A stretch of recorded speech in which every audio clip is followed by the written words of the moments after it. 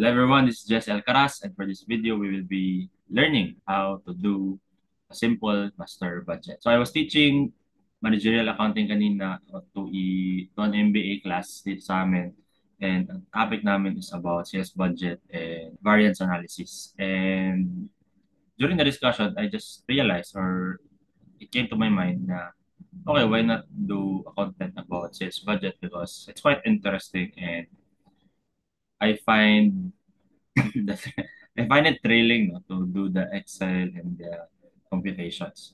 So I'll be presenting a simple problem na ginamit namin kanina during the discussion, and I'll be creating a simple budget from scratch using MS Excel. And by the way, I'm not an advanced user sa MS Excel. I just know basic tools on it, just enough for me to illustrate some things. So without further ado, let us go into the discussion. ABC Company manufactures and sells wooden chairs. So the product are chairs.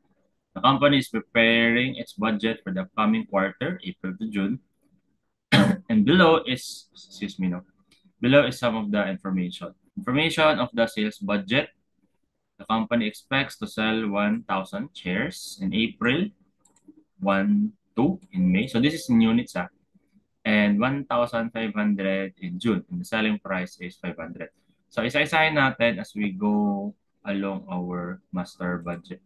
So let's open Excel, MS Excel, and let's do the sales budget muna. Sales budget. Okay. So we have months, April, May, tsaka June. So actually may shortcut para mabilis lang. Anyhow, di ko alam. But for those followers na advanced user ng Excel, so feel free to give me some tips, no? Paano mapapadali yung buhay ko. So, number of units sold. So, this is our forecast. And then, 1,000, 1, 2, tsaka 1, 5. 1,000, 1, 2, tsaka 1, 5. Okay. So, this is the number of units to be sold during these months. And then, selling price is 500 pesos. So, total budgeted sales for the following months would be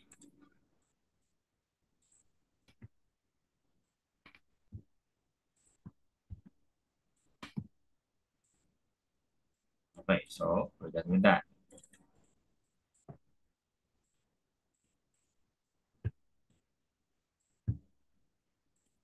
Okay, so next. Next in the problem is production budget. The company wants to maintain an ending inventory of finished chairs equal to the 10% of next month's sales. The beginning inventory for April is 100 shares. By the way, so these are the things that we will have to do is sales budget, production budget, direct materials budget, direct labor budget, as well as the manufacturing overhead budget. And we will be summarizing everything later. So for the production budget, take note that meron tayong desired number of chairs to be sold for this particular months. Okay? However, on top of those na kailangan natin ibenta, our company also wanted to maintain an ending inventory equal to the 10% of the next month's sale. And then we also have a beginning balance of the 100 shares by April. So in order for us to do the production budget, we have to have the beginning inventory, finished goods inventory beginning, okay, FGI, so finished goods inventory, and then budgeted sales, and the finished goods ending. Okay. So the budgeted sales for our production budget is, okay, naka, dyan sa taas. 1,000 for April, May, 1,2, tsaka sa June, 1,500. Okay? And then take note, our company wanted to have finished goods ending inventory equals to the 10% for the next month's sale. So our next month's sale is 1,200. Therefore, 10% of that is 120. So take note, kailangan nating makabenta ng 1,000 units for the month of April. On top of that na kailangan natin ibenta, we also need 120, which is 10 per equal to the 10% of the projected sales for next month. So basically, ito yung kailangan natin na number of units for the month of April. Okay? However, ito yung kailangan natin, 1,120, but we have an existing beginning inventory of 100. Again, as a recap, para di kayo mawala, kailangan natin ng 1,000 for the month of April, kailangan din natin ng 120. This is for the sales, this is for the ending inventory. So all in all, ang kailangan natin is 1,120. So since meron tayong beginning na 100, so magkano yung kailangan natin i-produce for the month of April? How do we compute for that? Simple lang. Budgeted sales plus the finished goods ending inventory minus the beginning inventory. So again, sa review, kailangan ng 1,000, kailangan ng 120. So we need 1,120. And since meron ng 100, we just need to produce 1,020 units. Take note na units. Required production in units.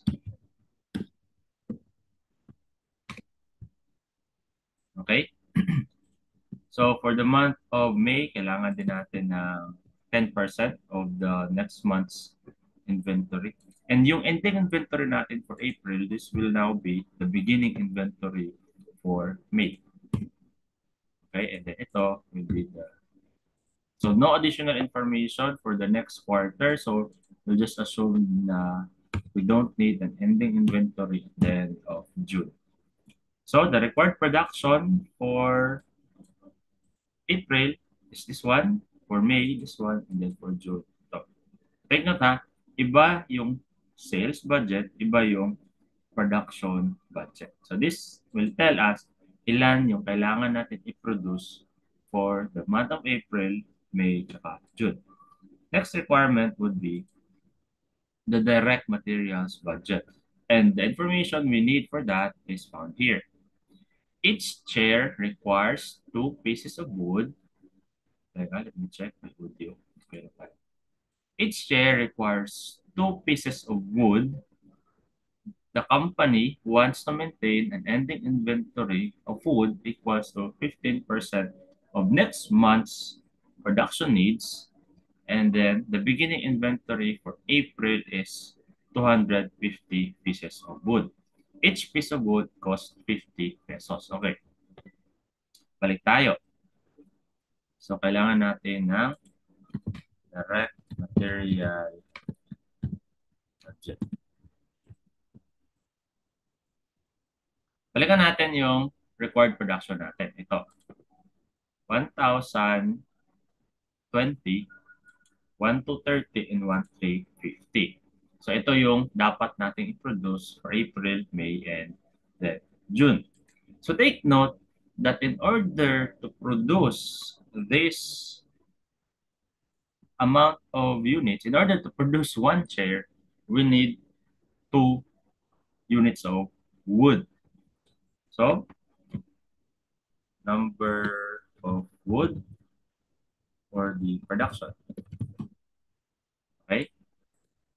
So again one chair, 2 pieces of wood. So, 2 times the required production, kailangan natin ng number of wood, 2,040 April, for May, tsaka for June. So times 2 lang yan. Take note that the cost of the wood is 50. So total cost needed for production.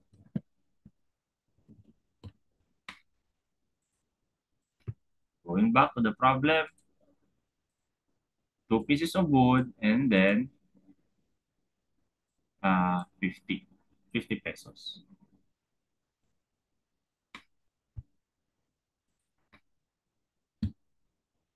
So times 50. Okay, total cost needed for production. But on top of that, we also need to have what? Kailangan din natin ng ending inventory or wood. Say, going back to the problem, the company wants to maintain an ending inventory of wood equals to 15% of next month's production needs. So, for the month of April, since kailangan natin ng 15% of next month's production, so times 15%, ito. Okay? So because this is the total cost needed for the production in the next month. So, in the inventory. But take note, we also have a good beginning inventory. How much? 250 pieces of wood.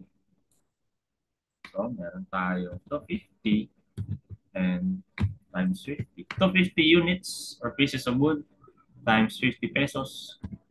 Therefore, kailangan natin na meron tayo existing na 12,500 worth of wood. Okay?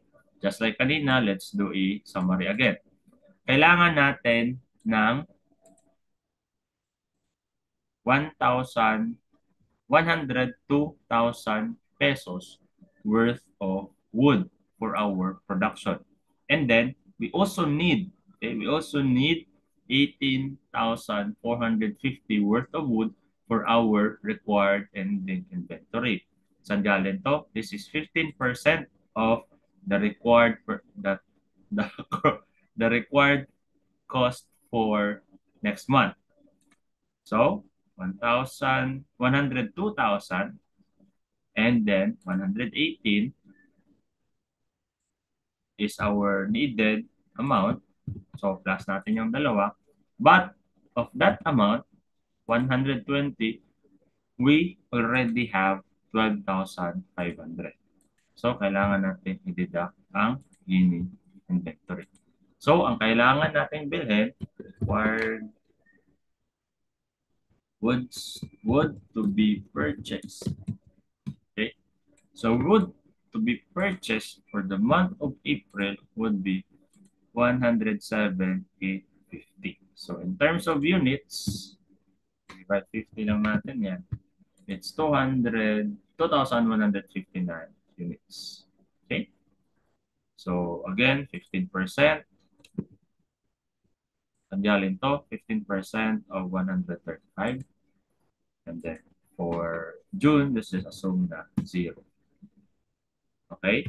So our ending inventory from the last period will be our beginning inventory for the next period. Okay? So the woods to be purchased for May amounts to 124,800, and then for June 114. In terms of units, 2159, 2496, and 2295.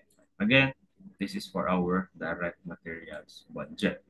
Next requirement is the direct labor budget. Okay? So, gawa na naman tayo ng direct labor budget. Okay, so what are the information available for direct labor? Each chair requires 1.5 hours of direct labor. The direct labor rate is 80 pesos per hour. Okay, yeah? So the relevant things, the relevant data here is 1.5 hours per chair and then 80 pesos per direct labor. So going back, our required direct labor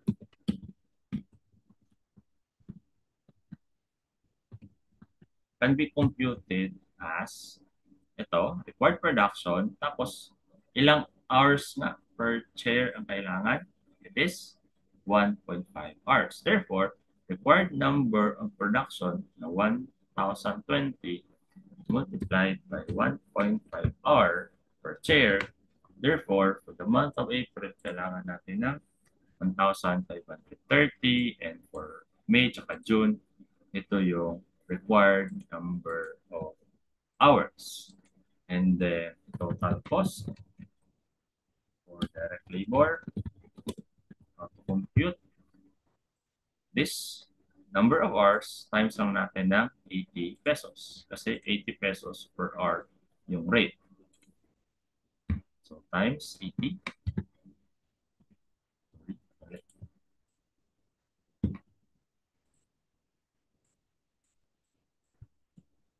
So in terms of direct labor, ang kailangan natin are the following.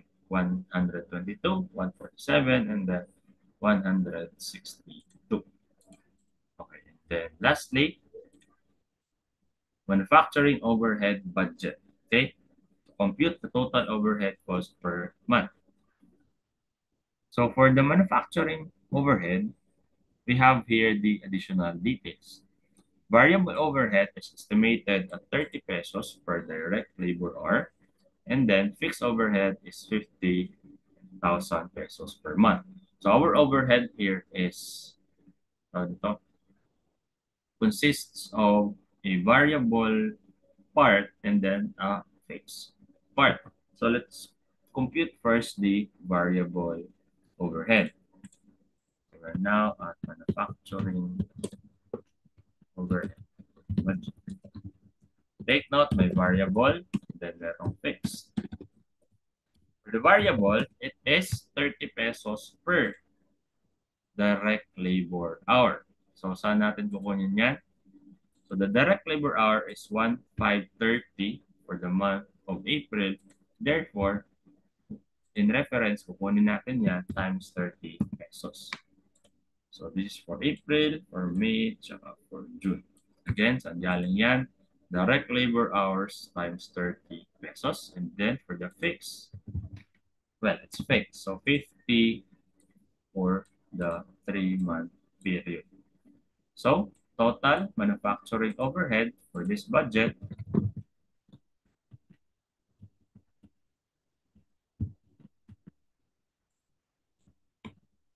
okay, so 95. Okay, so we're almost done. We'll just do a summary. So going back, since budget natin, we are to sell 1,000, 1,2, 1,5. But in terms of production, because of the ending inventory, in the beginning inventory, ito yung kailangan natin produce. And in order to produce the following, we need wood. Kailangan natin bumili ng direct materials amounting to 1,700, 107, then 122, and then 95, 900. So let's make a summary. DM, DL, tsaka factory overhead.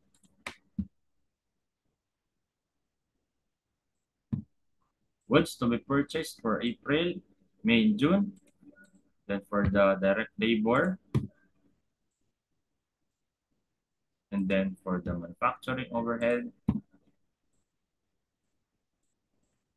So total,